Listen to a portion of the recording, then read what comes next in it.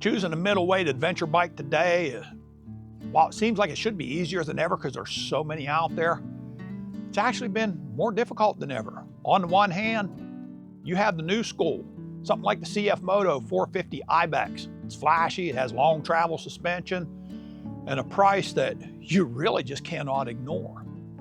On the other hand, you have something like this, the Honda NX500. A lot of people ask me why I didn't go for the CFMOTO or some of these other emerging brands. On paper, they look like they give you a lot more for a lot less. But after looking at my riding habits, the history of these companies, and some of the concerning reports that are coming out, the choice come pretty clear to me. Today, I'm going to break down the 4 reasons why I put my money on the Red Wing. Reason number 1 is a reality check. I'm 61 years old. I've done my time in the trenches. Decades ago, I rode the original Hard Enduro. That was the GNCC series with the Blackwater 100. If you know anything about that race and the history of that series, you know that was 100-mile-long races through woods, mountains, creeks, rivers, swamps, you name it, it was there. I've already checked that box off. I don't have to go back to that. And I don't have to be the next Paul Taraz. I'm probably slaughtering the way he pronounces his name, but I don't want to be manhandling a 700cc adventure bike through a rock garden. My reality today is 95% pavement. We just don't have massive off-road trail network in this area. My off-roading now is really not going to be much off-road. It's more like gravel roads, dirt roads, when I can find them, and light trails if I can find more of them. And the NX500, it's perfect for that. This is a pavement first machine that handles the road with just surgical precision, but it doesn't complain a bit when the pavement ends. The CFMOTO, that's for the guy who still wants to figure he's at the Blackwater. I'd rather have a bike that has road manners for the riding that I actually end up doing. Reason number 2 is the infrastructure. Honda didn't become a legend overnight. They started out in 1959 with a single shop in California. By 1961, they had 500 dealers across the country. By 1963, there were over 800 dealers. They built up a motorcycle empire.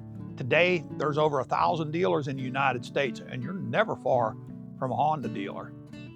Contrast that with CFMOTO. Most of their dealers are multi-brand shops.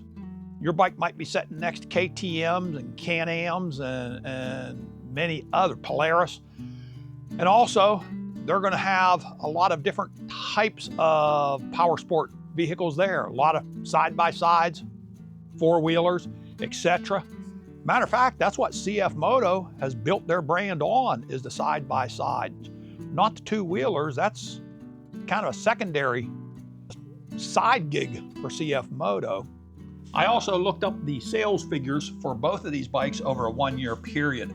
And while exact numbers are not available at this time, it appears like the CFMOTO is selling in a year of the Ibex 450 somewhere from 2,000 to 4,000 units. The Honda NX500 is going to be at 5,000 to 8,000. So while if you're watching YouTube, you'll notice many more videos on the Ibex 450, you would think that's the only bike out there selling. But in the real world, there's a lot more of the Honda NX500 actually getting out there on the roads. So that statistic needs to tell you something. I want the bike that I'm riding to be the main crux of their business. The two-wheelers is Honda motorcycles' main crux of their business. And then you've got the parts availability. Honda, they've built up a 65-year-old well-oiled machine of getting parts in and around for you. With some of these other brands, the newer brands, CFMOTO included, but not only, you get reports of parts being back ordered for months. At 61, my riding time's too precious to spend it waiting on a container ship to show up from overseas. I'd rather have a good network of parts availability right here in the country. Reason 3 early warning signs. Now that the 450 Ibex is out in the real world, we're seeing some red flags. There's reports of rear wheel bearing failures, chain and sprocket failures, all at 5,000–6,000 miles. The argument could be made that that's because people were taking them off-road and riding them a lot harder, but that excuse is not going to cut it with bearing failure. That's a component quality issue. The kicker for me was I seen a video of a guy putting on factory CFMOTO crash bars. He just about had to pry them bars into place and bend them just to get them to line up with the holes because they didn't line up very good. That wasn't some third-party accessory. That was their own accessories, and if they don't fit their own frame, what's that say about the tolerances on the motor and the rest of the bike? With the Honda, it just fits. I want a bike that's kind of built with precision, not one that I've got to have a fight with it in the garage every time I want to add something to it or fix something. Reason number 4 is my right to be my own mechanic. See, legally, there is, it's Magnuson-Moss Act, something pronounced, I might be butchering the pronunciation on that, but that protects your right to do your own maintenance. But there is a difference between the law and reality. See, I've spent a lot of time with e-bikes, and I've seen how some of these Chinese companies handle claims. Oh, they make you turn in videos of all the failures and photos of every single wire and every single connection. They basically make everything so difficult to do, so many hoops to jump through that you just give up.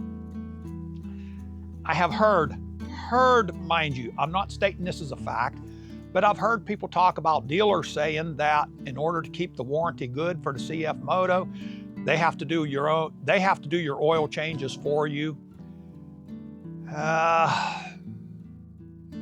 Whether or not that's the truth, I really don't know.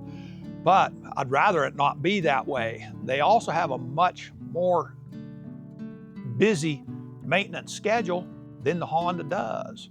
So, yeah, I don't want to fight to try and keep my warranty safe. With the Honda, I change my own oil, I do my own maintenance, I keep my receipts, and I keep a log in the manual. And they honor their word. They've proven that they're going to honor their word over the past 65 years. So it really boils down to, with this Honda, I own the bike. The bike doesn't own me. So in conclusion, I guess I can say, when I bought this Honda NX500, I didn't just buy a bike. I bought a guarantee of a 65-year-old network for servicing, parts, and everything Honda. If I were to buy the CFMOTO 450, well, I'd be buying into a promise of a growing network. It might do really well. I suspect they're probably going to do very well. But the price difference that there is, it doesn't cover the peace of mind for me, knowing that I can get a part anytime I need it. I can get an appointment, take it in for a service anytime I need it, anywhere I need it. And I gotta tell you, I am not here to bash the CFMOTO. I think they're actually gonna grow, like I said, pretty fast, and I think they're gonna do well. For a younger rider who wants that rally look and they wanna live in the mud, it might be the perfect bike for them. But for me, and I think a lot more just like me, the Honda just makes more sense. I've traded up the extreme specs for the extreme reliability. I want a bike that starts every single time I hit the button. Yeah. So if you've stayed with me this long and you like this video, hey, please hit that like. That helps us out. And to keep up with our Honda adventures and maybe the Kawasaki and maybe the e-bike and all of our adventures, make sure you hit that subscribe button. And thanks for watching, and I'll see you out there on the road. And until then, Southern Cycling and Beyond telling you, stay safe, God bless, and keep the wheels rolling. Once again, we're out.